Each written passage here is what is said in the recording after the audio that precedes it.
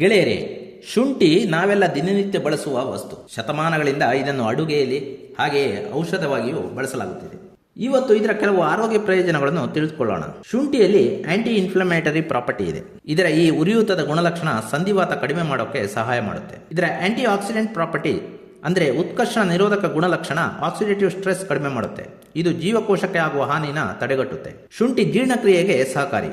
ಇದು ವಾಕರಿಕೆ ನಿವಾರಿಸೋಕೆ ಸಹಾಯ ಮಾಡುತ್ತೆ. ಗರ್ಭಿಣಿಯರಿಗೆ ಬೆಳಿಗ್ಗೆ ಬರುವ ವಾಕರಿಕೆ, ಕೀಮೋಥೆರಪಿ ಚಿಕಿತ್ಸೆಯಿಂದಾಗಿ ಬರುವ ವಾಕರಿಕೆ ಅಥವಾ ಮೋಷನ್ ಸಿಕ್ನೆಸ್ ಅಂದ್ರೆ ಕೆಲವರಿಗೆ ಪ್ರಯಾಣ ಮಾಡುವಾಗ ವಾಕರಿಕೆ ಬರುತ್ತೆ.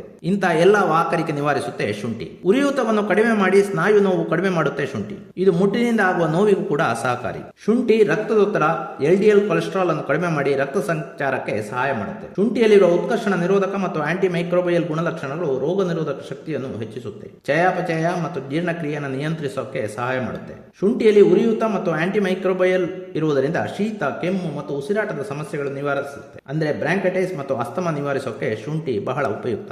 ಹಾಗಾದ್ರೆ ಗೆಳೆಯರೇ, ಶುಂಠಿಯನ್ನು ಹೇಗೆ ಸೇವಿಸಬೇಕು ಗೊತ್ತಾ? ಇದನ್ನು ಚಹಾಗಳ ರೂಪದಲ್ಲೂ ಬಳಸಬಹುದು. ಶುಂಠಿಯನ್ನು ತೇಯ್ದು ಹಣೆಗೆ ಹಚ್ಚುವುದರಿಂದ ಶೀತದಿಂದ ಬರುವ ತಲೆನೋವು, ನೆಗಡಿ ಕಡಿಮೆಯಾಗುತ್ತೆ. ನೆಗಡಿ, ಕೆಮ್ಮಿಗೆ ಶುಂಠಿ ಕಷಾಯ ಅತ್ಯುತ್ತಮ.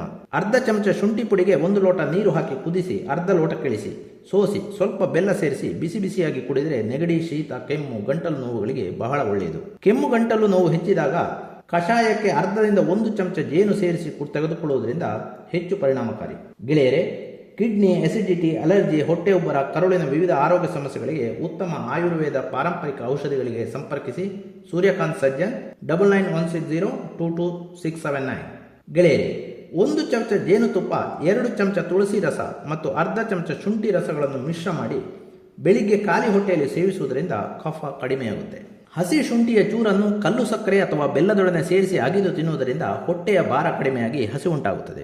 1 ಕಾಂಡ ಒಣಶುಂಠಿ, 1 ಚಮಚ ಜೀರಿಗೆಯನ್ನು ಚೆನ್ನಾಗಿ ಪುಡಿ ಮಾಡಿ 4 ಬಟ್ಟಲು ನೀರಿಗೆ ಹಾಕಿ 5 ನಿಮಿಷ ಕುದಿಸಿ ಶೋಧಿಸಿ. ಹೀಗೆ ಕಷಾಯವನ್ನು ಆಗಾಗ 1-2 ಚಮಚ ಸೇವಿಸುವುದರಿಂದ ಅಜೀರ್ಣ ನಿವಾರಣೆಯಾಗಿ ಹೊಟ್ಟೆಯುಬ್ಬರ ಕಡಿಮೆಯಾಗುತ್ತೆ.